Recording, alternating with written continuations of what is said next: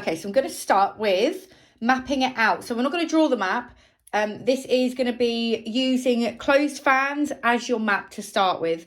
If you don't know how to make closed fans and narrow fans in comparison to what wide fans are, then I will put another link in the description bar to my wide, closed and narrow fans video.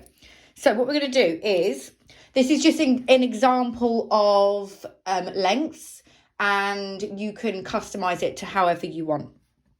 So what I always start doing, outer corner, from this last section of the outer corner, I always keep this, whatever's going on, I'll always put a smaller length in there. So we're going to start the outer corner about here, and this is going to be these are all closed fans now, and this is in a 14, and then about here I'm going to go again with a 14, a closed fan, and then about there, about 14. So that is probably half a centimetre apart from each other. 14 again, closed fan.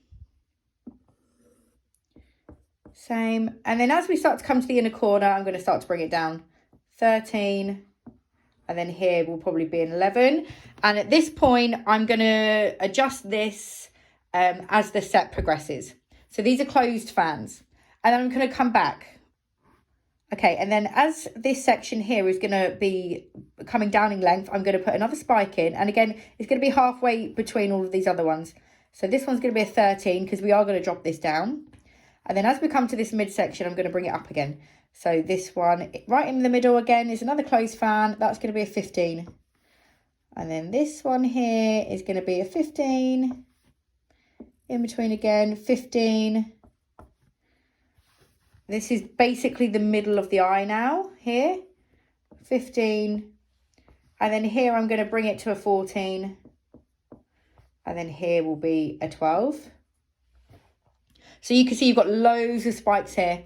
And again, we're gonna come to this section. You may or may not want to put another spike in as the set progresses. So again, we're doing closed fans in Russians to start with.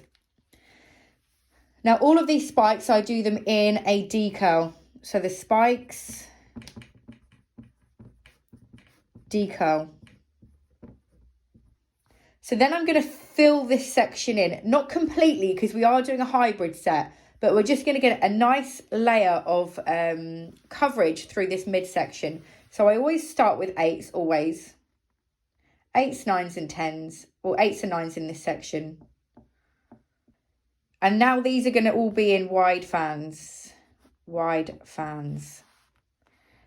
And so 8s, 9s, these are all going to be 10s. And as we start to hit this 15 area, I'm going to put the odd 11 in, but I'm not going to put them near the spikes. I'm going to try my hardest to keep them in between the spikes. And then everything else is going to be a 10. Wide fans. And then I might even drop that down to a 9 down here. And now the reason that we're keeping that length, the difference between the lengths so drastic, is so that we can see the spikes, because we are going to add another length in with the classics. And in this section, this filling in section, we're going to be a C curl.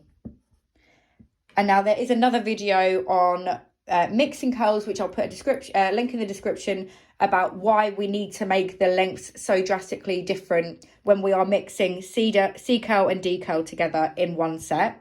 And that is because of how they look visually from the front, not what you're putting in. So that is your filling in section done. And don't forget, you need to leave some other space for some classics to go in, which we're going to put in next. And so then anything else that's left, we're going to put classics on. And then we're going to put classics. So through to this section to about here, this is all going to be 12s in classics. And then down here, they're going to drop to 11s. And possibly your outer corner could come down to a 10. Then down here, I keep the classics at a 9 so that we still get something popping through.